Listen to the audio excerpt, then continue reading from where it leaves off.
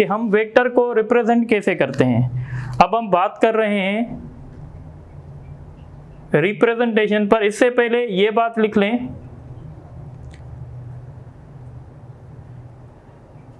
the vectors can be added, subtracted and multiplied by using vector algebra। यानी vector को add करने के लिए और वेक्टर को सब्ट्रैक्ट करने के लिए या मल्टीप्लाई करने के लिए इनके पास कुछ जो हैं डिफरेंट रूल्स होते हैं, और उन डिफरेंट रूल्स को हम वेक्टर अलजेब्रा कहते हैं। यानी अगर एक वेक्टर 2 है, दूसरा वेक्टर 3 है, तो हम इसको ऐड करके ऐसे 5 नहीं कह सकते। यानी वेक्टर्स जो हैं वो ऑर्डिनरी अलजेब्रा से ऐड नहीं होंगे, ऑर्डिनरी अलजेब्रा से सब्ट्रैक्ट नहीं होंगे। इनके लिए हमें दूसरी अलजेब्रा पढ़नी पड़ेगी, और उस अलजेब्रा को कहते हैं वेक्टर अलजेब्रा। तो वेक्टर अलजेब्रा में हम हेड टू टेल रूल पढ़ते हैं, लॉ ऑफ पैरेललोग्राम पढ़ते हैं, डॉट प्रोडक्ट पढ़ते हैं, क्रॉस प्रोडक्ट पढ़ते हैं। तो ये सारी स्टडी वेक्टर अलजेब्रा में होती है। बात समझ में आ रही है? इसी के साथ अब हम बात करेंगे कि हम वेक्टर को रिप्रेजेंट कैसे करते हैं। Representation of a vector, vector को रिप्रेजेंट कैसे किया जाएगा। तो वेक्टर को एक रिप्रेजेंट करते हैं ग्राफिकल, और एक इसको रिप्रेजेंट करते हैं लेटर्स। तो सबसे पहले हम ये समझ लेते हैं कि ग्राफिकली हम वेक्टर को कैसे रिप्रेजेंट करते हैं। ग्राफिकली, तो ग्राफिकली हम क्या करते हैं, हम एक लाइन और एरो की मदद से शो करते हैं। It is represented by a line with an arrow। यानी आप ऐसे समझ सकते हैं कि ये समझो मैंने एक लाइन बनाई और उसको मैंने एक एरो दे दिया। अब ये जो आपका वेक्टर है, अब इस वेक्टर में दो बातें हैं, एक तो ये लाइन की लेंथ है और दूसरा ये एरो है। तो यहाँ पे याद रखिएगा, ये जो लेंथ ऑफ लाइन होगी, लेंथ ऑफ लाइन, ये लाइन छोटी भी हो सकती है, बड़ी भी हो सकती है। हम कैसे ड्रा करेंगे, तो ये जो लेंथ ऑफ लाइन होगी ये मैग्नीट्यूड को रिप्रेजेंट करेगी। यानी अगर मैग्नीट्यूड, सपोज ये दो वेक्टर्स हैं, आप इन दो वेक्टर को कैसे डिफरेंशिएट कर सकते हैं, तो आप ऐसे कहेंगे कि ये वेक्टर मैग्नीट्यूड में छोटा है और ये वेक्टर मैग्नीट्यूड में बड़ा है। कैसे पता चला है आपको? इसकी जो लाइन की लेंथ है वो छोटी है और इसकी जो लाइन की लेंथ है वो थोड़ी सी बड़ी है, तो डेफिनेटली इसका मैग्नीट्यूड ज़्यादा होगा और इसका मैग्नीट्यूड कम होगा। अब ये जो एरो होता है ये हमेशा डायरेक्शन बताता है। जैसे अगर आप देखेंगे ईस्ट, वेस्ट, नॉर्थ, साउथ, तो आप कहेंगे भाई ये वेक्टर ईस्ट डायरेक्शन में है और ये वेक्टर भी ईस्ट डायरेक्शन में है। तो याद रखिएगा, लेंथ होगी जो लाइन की वो मैग्नीट्यूड को रिप्रेजेंट करेगी और जो एरो होगा वो डायरेक्शन को रिप्रेजेंट करेगा। अब एक बात समझें, ये जो पॉइंट होती है इसको स्टार्टिंग पॉइंट कहते हैं और ये जो पॉइंट होती है इसको टर्मिनल पॉइंट कहते हैं। मैं नीचे बना लेता हूँ, ये स्टार्टिंग पॉइंट होती है या इनिशियल पॉइंट होती है और ये टर्मिनल पॉइंट होती है।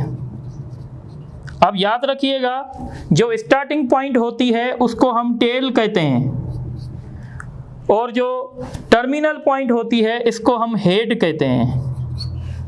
तो सपोज करें अगर ये वेक्टर है ए बी, तो इस वेक्टर को हम ऐसे लिख सकते हैं, ए बी लिख के इसके ऊपर हम ऐसे एरो दे देंगे, तो ये हमारा वेक्टर बन गया A B.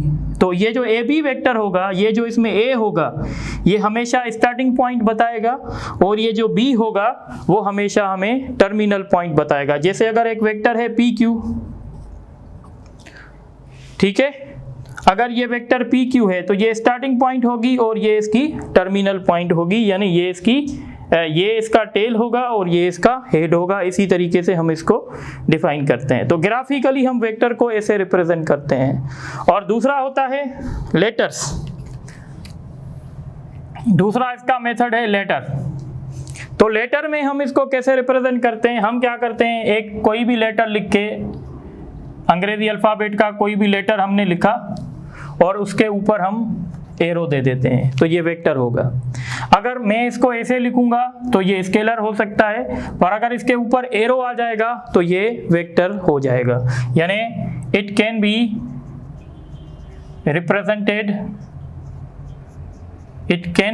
Represented by a letter arrow on head, और इसके ऊपर जो है वो एरो होगा। बात समझ में आ रही है? तो इस तरीके से हम वेक्टर को रिप्रेजेंट कर सकते हैं।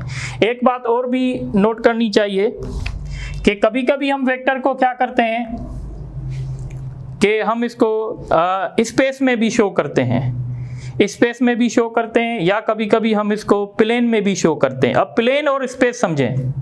सो वेक्टर इन प्लेन और वेक्टर इन स्पेस। तो सबसे पहले हम समझते हैं वेक्टर इन प्लेन। तो प्लेन का मतलब होता है 2 डायमेंशन। जैसे आपने ये प्लेन पढ़ा होगा, इस प्लेन को कहते हैं X Y plane, X axis और वाई एक्सिस। अब हम यहाँ पे एक वेक्टर को रिप्रेजेंट कर सकते हैं। सपोज करें हमने ये एक वेक्टर बनाया, ये एक वेक्टर बन गया, इस वेक्टर का नाम है ए। अब ये जो वेक्टर ए है, इस वेक्टर के पास 2 कंपोनेंट्स होंगे, एक component along the X axis होगा और एक component along the Y axis होगा। एक को हम कहेंगे ए एक्स और एक को कहेंगे हम ए वाई। या ऐसे समझें, इस वेक्टर का जो प्रोजेक्शन होगा, इस वेक्टर का जो प्रोजेक्शन एक्स एक्सिस पे पड़ेगा उसको एक्स कंपोनेंट कहा जाएगा, और इस वेक्टर का जो प्रोजेक्शन वाई एक्सिस पे पड़ेगा उसको वाई कंपोनेंट कहा जाएगा। कंपोनेंट कहूँ या प्रोजेक्शन कहूँ, बात क्या होगी, सेम होगी। यानी वेक्टर को हम प्लेन में ऐसे शो कर सकते हैं, ये वेक्टर है और हम इसको ऐसे शो कर सकते हैं, ये हम आगे जाके भी डिस्कस करेंगे। ये वेक्टर का एक्स कंपोनेंट हो गया, ये वेक्टर का वाई कंपोनेंट हो गया। याद रखिएगा ये आई एन जे, और हम आगे पढ़ेंगे के are unit vectors along X axis, Y axis and Z axis. Unit vector क्या होता है ये हम आगे डिस्कस करेंगे। तो बहरहाल जब हम वेक्टर की बात करते हैं प्लेन में, तो प्लेन में वेक्टर के 2 कंपोनेंट्स होंगे, मैक्सिमम कंपोनेंट जो है प्लेन में 2 होंगे। और वो कौन से होंगे, एक्स कंपोनेंट भी हो सकता है, वाई कंपोनेंट भी हो सकता है। तो मैं पॉइंट लिख लेता हूँ, in plane vector has maximum 2 components. अब कभी कभी क्वेश्चन आता है, भाई इस वेक्टर में बताओ x कंपोनेंट कितना है। तो इस वेक्टर में x कंपोनेंट 2 है। x कंपोनेंट हमने कैसे पहचाना है, x कंपोनेंट हम ऐसे पहचानेंगे, जिसके साथ i आएगा वो x कंपोनेंट होगा, जिसके साथ j आएगा वो y कंपोनेंट होगा। यानी इसमें x कंपोनेंट 2 है और इसमें y कंपोनेंट जो है वो 3 है। इस तरीके से हम इसको पहचान सकते हैं। इसी तरीके से अब जब क्वाड्रेंट की बात होती है, ये बात थोड़ी सी समझ लें। जब हम प्लेन की बात करते हैं तो प्लेन में 4 क्वाड्रेंट बनते हैं। इसको कहते हैं फर्स्ट क्वाड्रेंट, इसको कहते हैं सेकंड क्वाड्रेंट, इसको कहते हैं थर्ड क्वाड्रेंट और इसको कहते हैं fourth quadrant. First quadrant, second quadrant, third quadrant और फोर्थ। यहाँ पे x पॉजिटिव होती है, यहाँ पे x नेगेटिव होती है, यहाँ पे y पॉजिटिव होती है, यहाँ पे y नेगेटिव होती है। अब आपको कैसे पता चलेगा कि ये जो वेक्टर मैंने दिया हुआ है ये है तो प्लेन में, पर प्लेन के कौन से क्वाड्रेंट में, कैसे पहचानेंगे? तो देखें, अगर आप इस फर्स्ट क्वाड्रेंट में हैं तो आपका x क्या है, x पॉजिटिव है, और y क्या है आपका, y भी पॉजिटिव है। अगर सिर्फ आप यहाँ देखें, जब आप यहाँ देखेंगे तो x आपको पॉजिटिव नज़र आएगी, y भी आपको पॉजिटिव नज़र आएगी। इसका मतलब है जब किसी भी वेक्टर के का x कंपोनेंट पॉजिटिव होगा, y कंपोनेंट पॉजिटिव होगा, तो वो वेक्टर फर्स्ट क्वाड्रेंट से बिलोंग करेगा। अब आप देखें सेकंड क्वाड्रेंट को, तो जब सेकंड क्वाड्रेंट में हम चलते हैं तो हमारा x नेगेटिव हो जाता है और हमारा y जो है वो पॉजिटिव हो जाता है। तो हम कहेंगे अगर किसी वेक्टर का x कंपोनेंट नेगेटिव होगा, y कंपोनेंट पॉजिटिव होगा, तो वो वेक्टर जो है वो सेकंड क्वाड्रेंट से बिलोंग करता है। इसी तरीके से जब आप थर्ड क्वाड्रेंट में आएंगे, तो जब आप थर्ड क्वाड्रेंट में आएंगे तो क्या होगा, अब आपका x भी नेगेटिव हो गया है, y भी नेगेटिव हो गया है, यानी थर्ड क्वाड्रेंट में x कंपोनेंट भी नेगेटिव होगा और y कंपोनेंट भी नेगेटिव होगा। इसी तरीके से जब आप फोर्थ क्वाड्रेंट में आएंगे, जब आप फोर्थ क्वाड्रेंट में आएंगे तो आप देखें क्या है आपके पास, तो अब आपका y नेगेटिव हो गया है, x आपका जो है वो पॉजिटिव हो गया है। तो यहाँ पे हम लिखेंगे कि भाई x हमारा जो है ठीक है पॉजिटिव है और y जो है हमारा वो नेगेटिव है। तो इस तरीके से भी आपसे क्वेश्चन कर सकते हैं। तो अभी हम कुछ MCQs करेंगे और उसके बाद हम वेक्टर इन स्पेस डिस्कस करेंगे। तो आप नोट कर रहे हैं तो मैं इसको इरेज कर दूं।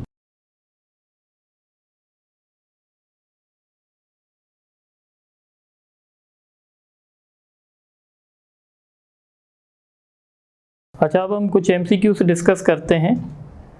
अब देखें MCQs number 1, those physical quantities which are meaningless without description of direction are known as, यानी वो फिजिकल क्वांटिटीज़ जिनका अगर हम डायरेक्शन ना बताएं तो वो मीनिंगलेस हो जाती हैं, तो वो कौन सी क्वांटिटीज़ होंगी, तो वो वेक्टर्स होंगी, क्योंकि अगर हम वेक्टर्स का डायरेक्शन नहीं बताएंगे तो फिर हम उनको डिफाइन नहीं कर पाएंगे। Two scalars can only be equal if these have, तो दो स्केलर्स कब इक्वल हो सकते हैं, तो नंबर 1 सेम मैग्नीट्यूड, उन दोनों के पास सेम मैग्नीट्यूड होना चाहिए, सेम यूनिट, उनका यूनिट सेम होना चाहिए, सेम साइन और उनकी साइन भी सेम होनी चाहिए। तो हमने डिस्कस किया था कि स्केलर इक्वल तब हो सकते हैं जब उनके पास सेम मैग्नीट्यूड हो, सेम यूनिट हो, सेम साइन हो, तो तीनों ऑप्शन ठीक हैं, इसीलिए इसका ऑप्शन जो है वो ई होगा। फिर इस क्वेश्चन को देखें। अच्छा, एनटी टेस्ट में हम लोग बहुत ज़्यादा स्केलर वेक्टर को डिस्कस करते हैं, पर क्वेश्चन एट द एंड क्या होता है कि कौन सी क्वांटिटीज़ स्केलर हैं, कौन सी वेक्टर हैं, कौन सी क्या हैं। जैसे जो 2019 का पेपर था आप उसमें देख लें तो एक सिंपल सा क्वेश्चन आया था कि इनमें से कौन सी क्वांटिटी स्केलर हैं या कौन सी वेक्टर हैं। बहरहाल यहाँ देखें, which of the following group contains only scalar quantities, which of the following group contains only scalar quantities, यानी इनमें से कौन सा वो ग्रुप है जिसमें सिर्फ और सिर्फ स्केलर हैं। तो देखते हैं, mass scalar, time scalar, displacement vector है, तो मतलब ये ग्रुप नहीं है जिसमें सिर्फ और सिर्फ स्केलर हो। फोर्स वेक्टर है तो इसको आगे पढ़ना ही सही नहीं है। टाइम स्केलर है, वर्क स्केलर है, स्पीड स्केलर है, तो इसकी राइट चॉइस जो है वो सी होगी। इसके बाद देखें, which of the following pair contains vector and scalar quantity, यानी वो कौन सा पेयर है जिसमें पहली क्वांटिटी जो है वो वेक्टर है और दूसरी क्वांटिटी जो है वो स्केलर है। आप देखें, काइनेटिक एनर्जी स्केलर है, वर्क स्केलर है, यानी इसमें दोनों स्केलर हैं। हमें कौन सा ग्रुप चाहिए जिसमें पहली क्वांटिटी वेक्टर होनी चाहिए, दूसरी स्केलर होनी चाहिए। दूसरा ऑप्शन फोर्स और डिस्प्लेसमेंट, ये दोनों वेक्टर हैं तो हम इनको कंसीडर नहीं करेंगे। टाइम और स्पीड, टाइम भी स्केलर है, स्पीड भी स्केलर है, तो हम इसको भी कंसीडर नहीं करेंगे। डिस्प्लेसमेंट स्केलर है या वेक्टर है, तो डिस्प्लेसमेंट वेक्टर है और चार्ज स्केलर है, तो हमें डी चॉइस सही होगी। उसके बाद क्वेश्चन है, ऑल आर वेक्टर्स एक्सेप्ट, यानी सारे वेक्टर हैं सिवाय एक के, मतलब आपको ये ढूंढना है कि कौन सा स्केलर है। फोर्स वेक्टर है, डिस्प्लेसमेंट वेक्टर है, काइनेटिक एनर्जी स्केलर है, तो इसका ऑप्शन सी सही होगा। अब हम आते हैं ये क्वेश्चंस पे। Which of the following vector lies in third quadrant, कौन सा वेक्टर है जो थर्ड क्वाड्रेंट में लाई करता है। तो मैंने बताया था थर्ड क्वाड्रेंट में क्या होना चाहिए, तो आप ऐसे भी याद कर सकते हैं 1 2 3, X positive, X negative, Y negative, Y positive. तो थर्ड क्वाड्रेंट में दोनों कंपोनेंट नेगेटिव होने चाहिए, एक्स भी नेगेटिव होना चाहिए, वाई भी। तो कहाँ है वो, डी है। डी में एक्स कंपोनेंट भी नेगेटिव है और वाई कंपोनेंट भी नेगेटिव है।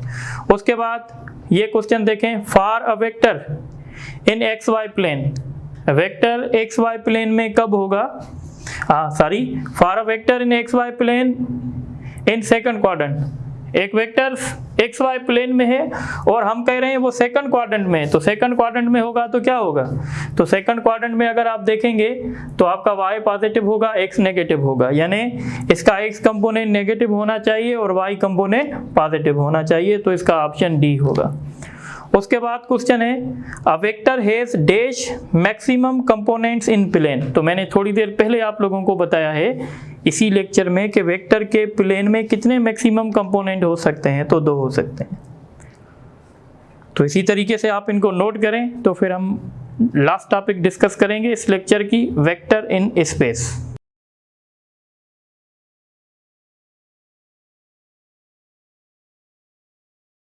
चले भाई अब शुरू करते हैं कि वेक्टर को स्पेस में कैसे रिप्रेजेंट किया जाता है। वेक्टर इन स्पेस, जब हम स्पेस की बात करते हैं तो स्पेस में वेक्टर के 3 कंपोनेंट्स होते हैं। In space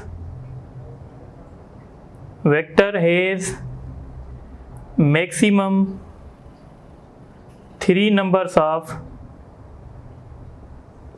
components. स्पेस में मैक्सिमम 2 हो सकते हैं, प्लेन में 2 हो सकते हैं और स्पेस में 3 हो सकते हैं। ये स्पेस है, इसको कार्टेशियन कोऑर्डिनेट सिस्टम भी कहा जाता है, आपने कहीं पे नाम सुना होगा, इंटर क्लास में सुना होगा। तो ये ऐसे स्पेस हो जाती है, ये हम कहते हैं एक्स एक्सिस है, ये वाई एक्सिस है, ये जेड एक्सिस है। इसके साथ हम यूनिट वेक्टर लगाते हैं आई, इसके साथ जे लगाते हैं, इसके साथ के लगाते हैं, और ये समझें एक कोई वेक्टर हो जाता है। फिर इसके ये कंपोनेंट्स होते हैं, ये वाई एक्सिस, इस तरीके से हम कहते हैं कि इसके ये कंपोनेंट्स बन जाते हैं। बहरहाल हम ऐसे लिखेंगे इस वेक्टर को, इस वेक्टर को हम लिखेंगे vector A X I, A Y J और ए जेड के। तो ये 3 कंपोनेंट्स हो गए, ये एक्स कंपोनेंट हो गया, ये वाई कंपोनेंट हो गया, ये जेड कंपोनेंट हो गया, और ये वेक्टर स्पेस में आ गया। इस वेक्टर के मैक्सिमम कंपोनेंट 3 होंगे। याद रखें, अगर हम प्लेन की बात करेंगे तो 2, स्पेस की बात करेंगे तो 3। वैसे अगर आपसे कोई पूछ रहा है कि वेक्टर के कितने कंपोनेंट्स होंगे, तो फिर वेक्टर के इनफाइनाइट कंपोनेंट्स होंगे। तो मैं ऐसे भी लिख सकता हूँ, वेक्टर हैज इनफाइनाइट कंपोनेंट्स। अब थोड़ा सी बात क्लियर करें, अगर कोई आपसे पूछेगा कि भाई वेक्टर के स्पेस में कितने कंपोनेंट्स हो सकते हैं, तो ज़्यादा से ज़्यादा 3, स्पेस में 3, प्लेन में 2। वैसे अगर कोई पूछ रहा है तो फिर इनफाइनाइट। अब आप यहाँ पे एक और हम बात समझेंगे, देखें वेक्टर के पास मैग्नीट्यूड भी होता है तो डायरेक्शन भी होता है। डायरेक्शन मतलब ये जो हमारा वेक्टर है, ये वेक्टर एक्स एक्सिस के साथ भी एंगल बना सकता है, ये वेक्टर वाई एक्सिस के साथ भी एंगल बना सकता है, ये वेक्टर जेड एक्सिस के साथ भी एंगल बना सकता है। बात आ रही है समझ में? तो अगर ये एक्स एक्सिस के साथ एंगल बनाएगा, सपोज ये जो एंगल बन रही है, इस एंगल को मैंने कहा है अल्फा, और ये जो एंगल y के साथ बना रहा है इसको मैं कह रहा हूँ सपोज बीटा, और ये जो z के साथ बना रहा है इसको कह रहा हूँ ठीक है गेमा। तो ये हम एंगल भी फाइंड कर सकते हैं। जो एंगल होती हैं वेक्टर में वो डायरेक्शन बताती हैं। तो अगर हमें ये पता करना है कि भाई हमारा vector makes angle with positive x axis, ये हम कैसे कैलकुलेट करेंगे? तो इसको कैलकुलेट करने का फार्मूला है कि theta X is equal to cos inverse ऊपर लिखेंगे ए एक्स और नीचे लिखेंगे वेक्टर का मैग्नीट्यूड। यानी ऊपर सपोज अगर हम एक्स एक्सिस के साथ एंगल फाइंड करना चाहते हैं तो ऊपर हम लिखेंगे क्या? ऊपर हम लिखेंगे एक्स कंपोनेंट और नीचे उसको डिवाइड करेंगे वेक्टर के मैग्नीट्यूड के साथ। अब आप ये पूछेंगे सर वेक्टर का मैग्नीट्यूड क्या है, तो मैं लिख लेता हूं मैग्नीट्यूड ऑफ वेक्टर। सो हम कहते हैं it is absolute it is absolute value of a vector. Absolute value उसको कहते हैं जो हमेशा पॉजिटिव होता है। और मैग्नीट्यूड निकालने का तरीका क्या है? तो मैग्नीट्यूड निकालने का तरीका है, ये मैग्नीट्यूड को मॉड से शो किया जाता है और मैग्नीट्यूड निकालने का तरीका होता है ax square ay square plus az square. यानी x कंपोनेंट जो भी होगा उसका स्क्वायर करना पड़ेगा, y कंपोनेंट जो भी होगा उसका स्क्वायर करना पड़ेगा, z कंपोनेंट जो भी होगा उसका भी स्क्वायर करना पड़ेगा, इन तीनों को सम करना पड़ेगा और फिर इनका स्क्वायर रूट लेना पड़ेगा। सपोज अगर आपको क्वेश्चन दे रहे हैं भाई एक वेक्टर है, ये एक वेक्टर है, इसका मैग्नीट्यूड फाइंड करो, तो आप इसका मैग्नीट्यूड कैसे फाइंड करेंगे? 2 का स्क्वायर करेंगे, फिर 2 का स्क्वायर करेंगे, जब कोई भी नहीं होता है तो 1 होता है, 1 का स्क्वायर करेंगे तो ये हो जाएगा 4 प्लस 4 प्लस 1 9 और 9 का स्क्वायर रूट कितना आएगा? 3। यानी इस वेक्टर का मैग्नीट्यूड जो है वो 3 है। तो इस तरीके से आप एंगल फाइंड कर सकते हैं एक्स एक्सिस के साथ। इसी तरीके से अगर आपको एंगल चाहिए,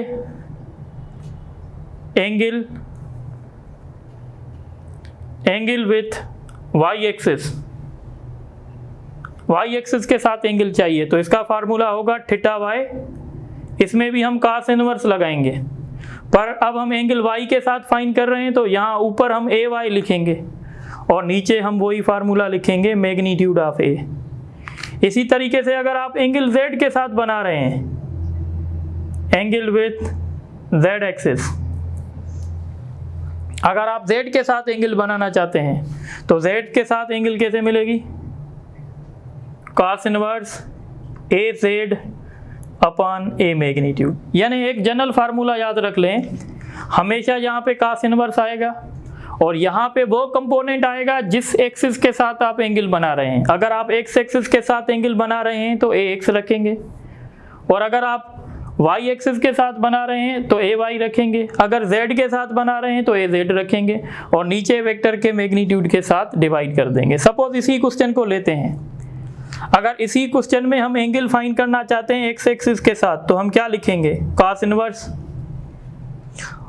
x एक्सिस के साथ, तो इसमें x कंपोनेंट कितना था? 2, तो हम लिखेंगे भाई 2, और वेक्टर का मैग्नीट्यूड कितना आया? 3, तो हम लिखेंगे 2/3, cos इनवर्स 2/3। अगर हम एंगल y एक्सिस के साथ निकालना चाहते हैं तो y कंपोनेंट लिखेंगे, y कंपोनेंट कितना है? 2, और वेक्टर का मैग्नीट्यूड 3। और यही एंगल अगर हम z के साथ निकालना चाहते हैं तो cos इनवर्स और z का कंपोनेंट 1/3। इसी तरीके से हम इस वेक्टर की एंगल भी निकाल सकते हैं। बात आ रही है समझ में? तो अब आप इनको थोड़ा नोट कर दें तो इस पे 2-3 MCQs करते हैं, फिर क्लास को हम ख़त्म करते हैं आज के लेक्चर को।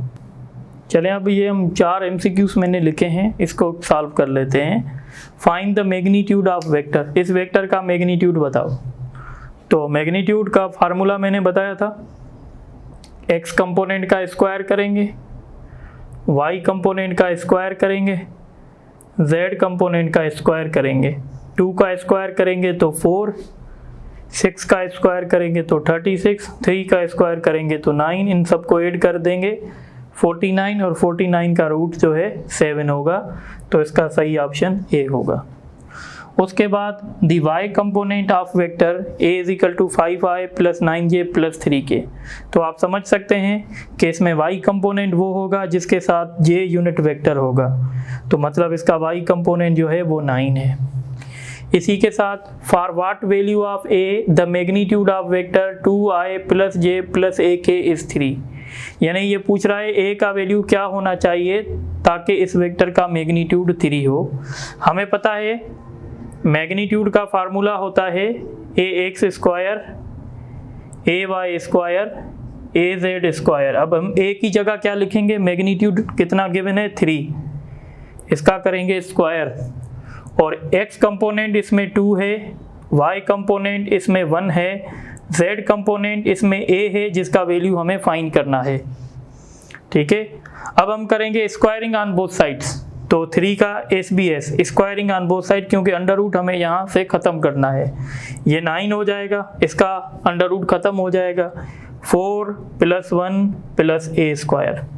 तो ये 9 हो जाएगा और ये 5 हो जाएगा, ये वहाँ जाएगा तो माइनस का होगा, तो ए स्क्वायर होगा 4, और जब हम अंडर रूट लेंगे तो अंडर रूट से हमें 2 रिजल्ट मिलते हैं +-2। इसका मतलब है इस a का वैल्यू +2 भी हो सकता है, -2 भी हो सकता है, इसीलिए इसका करेक्ट ऑप्शन जो है वो डी होगा, बोथ ए एंड बी। समझ में आ रहा है? इसी तरीके से लास्ट क्वेश्चन देखें, the vector 2i + 2j makes dash angle with x axis. तो मैंने फार्मूला बताया था cos इनवर्स ax/a मैग्नीट्यूड।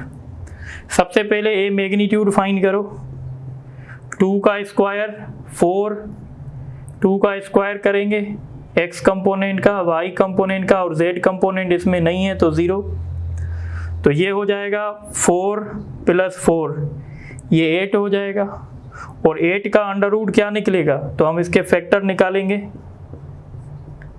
जिसका पेयर बनेगा वो स्क्वायर रूट के बाहर और जिसका पेयर नहीं बनेगा वो स्क्वायर रूट के अंदर, यानी इसकी सॉल्यूशन होगी 2√2। अब हम इसमें वैल्यू रखेंगे cos इनवर्स, ऊपर रखना है ax क्या है 2, और नीचे मैग्नीट्यूड 2√2, तो 2 से कैंसिल हो गया, तो cos इनवर्स 1/√2 कौन सी एंगल का वैल्यू है, ये याद रखना पड़ेगा। नेक्स्ट क्लास में इंशाल्लाह मैं ये टेबल भी बना के दूंगा, तो इसका वैल्यू होगा 45। cos इनवर्स 1/2 जो है वो 45 डिग्री के बराबर होती है। तो इंशाल्लाह नेक्स्ट टाइम मैं आपको ये टेबल भी बना के दूंगा। Thank you. इंशाल्लाह फिर नेक्स्ट लेक्चर हम डिस्कस करेंगे। आज के लिए इतना ही है, तो आप इसको अच्छे तरीके से देख लें। ओके।